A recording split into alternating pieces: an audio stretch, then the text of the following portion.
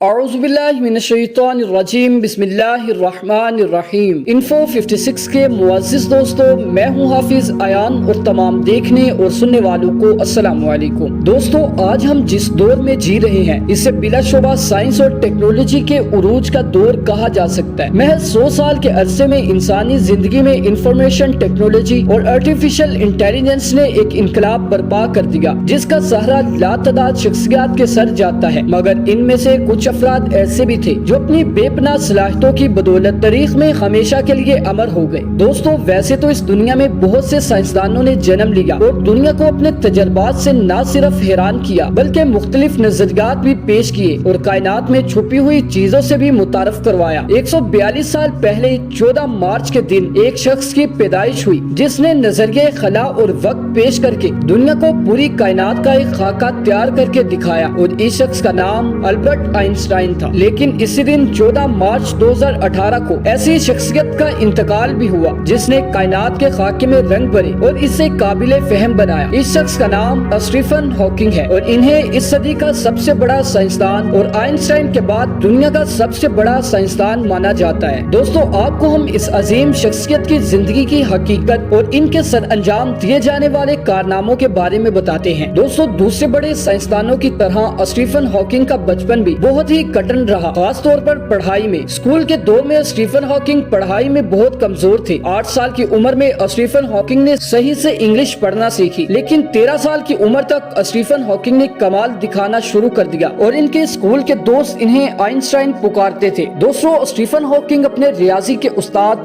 ڈاکٹران سے بہت زیادہ متاثر ہوئے اور اسی وجہ سے انہوں نے ریاضی پڑھنے کی ٹھان لی۔ دوستو، اسٹیفن ہاکنگ کے والد چاہتے تھے کہ وہ میڈیکل فیلڈ میں جائیں کیونکہ انہیں لگتا تھا کہ ریاضی کا اتنا وسیع سکوپ نہیں ہے اور روزگار کے مواقع بھی کم ہے، لیکن اس وقت ریاضی پڑھنا ممکن نہیں تھا، تو اسٹیفن ہاکنگ نے فزکس اور کیمسٹری کا انتخاب کیا۔ دوستو، اسٹیفن ہاکنگ نے آکسفورڈ میں اسکالرشپ کے لیے درخواست دی اور اسی سال انہیں اسکالرشپ بھی مل گئی۔ 17 سال کی عمر میں وہ اپنی کلاس میں سب سے کم عمر طالب علم تھے۔ اس کے باوجود بھی آپ یہ جان کر حیران ہوں گے کہ وہ اپنے نصاب کو انتہائی آسان سمجھتے تھے۔ ان کے فزکس کے استاد نے ان کے بارے میں کہا کہ کوئی کام کیا جا سکتا ہے، ہاکنگ کو بس اس بات کا پتہ ہونا چاہیے، اس کے بعد وہ بغیر کسی کی مدد کے خود ہی وہ کام کر سکتے ہیں۔ دوستو، آکسفورڈ سے فارغ التحصیل ہونے کے بعد اسٹیفن ہاکنگ کیمبرج چلے گئے۔ وہاں اسٹیفن ہاکنگ کو ایک موذی مرض لاحق ہوا جسے موٹر نیورون ڈیزیز اور ALS کہا جاتا ہے۔ دوستو، آپ ALS بیماری کے بارے میں جانتے ہوں گے، لیکن اگر آپ کو پھر بھی اس بیماری کے بارے میں معلومات نہیں ہے تو آپ نے سوشل میڈیا پر ایک چیلنج کی ویڈیو وائرل ہوتی دیکھی ہوگی جس میں لوگ اپنے اوپر ٹھنڈا پانی ڈالتے دکھائی دیے گئے تھے۔ یہ ویڈیوز ALS چیلنج کے بارے میں بنائی گئی تھی جو اس بیماری کے بارے میں تھی۔ یہ بیماری پٹھوں کو متاثر کرتی ہے اور پٹھے کام کرنا چھوڑ دیتے ہیں اور اس کی وجہ سے آپ جسم کے کسی بھی حصے کو حرکت نہیں دے سکتے۔ دوستو، اسٹیفن ہاکنگ کو جب یہ بیماری ہوئی تو اس وقت ان کی عمر 22 سال تھی اور ان کے جسم کے مختلف حصے ایک ایک کر کے کام کرنا چھوڑتے چلے گئے۔ ڈاکٹروں کا کہنا تھا کہ وہ زیادہ دیر زندہ نہیں رہ پائیں گے کیونکہ اس بیماری کے مریض بمشکل 2 سے 3 سال تک زندہ رہ پاتے ہیں۔ اس بیماری کا علاج ابھی تک دریافت نہیں ہو سکا۔ اس طرح 1965 تک اسٹیفن ہاکنگ مکمل طور پر مفلوج ہو گئے۔